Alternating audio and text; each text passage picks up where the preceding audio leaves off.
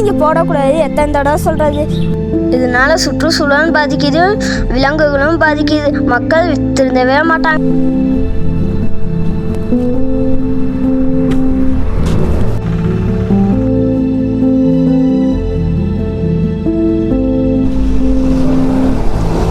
மக்கள்கிட்ட பப்ளிக்ல இதை போய் யூரின் போகக்கூட எத்தனை தடவை சொல்கிறது. மக்களுக்கு தான் பாதிப்பு வருது.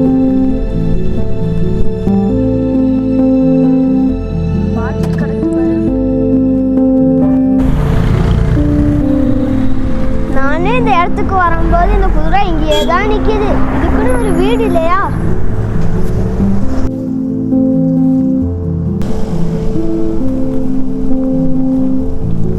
நானும் இந்த ரோட்டில் தினமும் வந்துட்டு போகிறேன்.